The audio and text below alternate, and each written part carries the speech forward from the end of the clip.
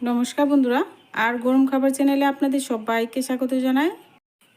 घुम थेके उठले मायेदेर किछु ना किछु टिफिन एक बाच्चादेरके करे दिते हय। तो एकदम सहज एकदम हेल्दी रेसिपि किन्तु खूब सुंदर हय खेते। बाच्चाराओ चेटेपुटे किन्तु ये ब्रेड टोस्ट किन्तु खेते भीषणই पसंद करे। तो आज के आमी ब्रेड टोस्ट बानिये दिচ্ছি।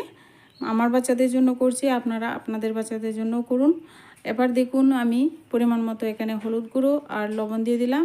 আমি এখানে হাফ টমেটো একদম কুচি করে নিয়েছি, দিয়ে দিলাম। পরিমাণ মতো একটু পেঁয়াজ কুচি দিয়ে দিলাম।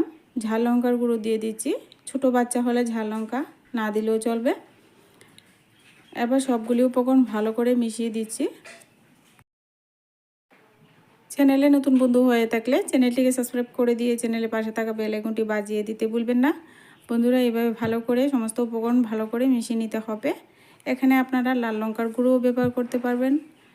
এবার দেখুন মিশানো হয়ে গেছে। এবার আমি একটা সাইডে রেখে দিচ্ছি। এখানে আমি রুটি নিয়েছি।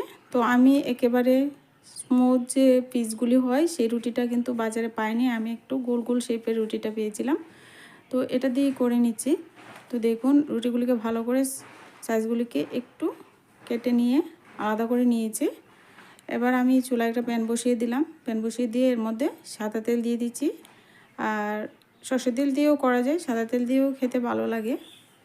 এবার ভালো করে ছড়িয়ে দিচ্ছি তেলটাকে। তেলটা ঠিকঠাকভাবে গরম করে নিয়ে আমি রুটিগুলি এইভাবে ডিমের উপরে গোলাটা ভালো করে এপিট ওপিট লাগিয়ে এবার সুন্দর করে কিন্তু ব্রেড টোস্টটা বানিয়ে নেব। তো খুব সহজ, খুব কম সময়ের মধ্যে বাচ্চাদেরকে করে দিতে পারবেন।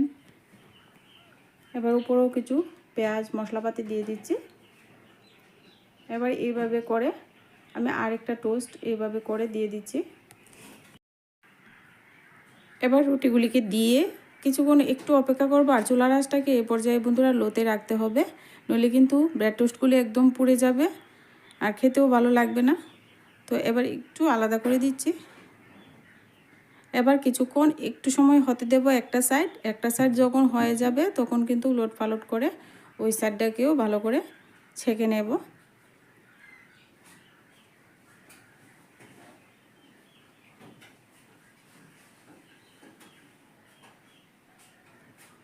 তো ব্রেড টোস্ট বানাতে সময়ও কম লাগে, বাচ্চারাও খেতে ভীষণ পছন্দ করে। সকাল কিংবা বিকেলে আপনারা অবশ্যই বাড়িতে বাচ্চাদেরকে করে দিন।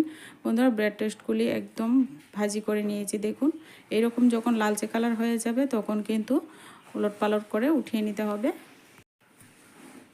এবার কিন্তু উঠিয়ে নিচ্ছি।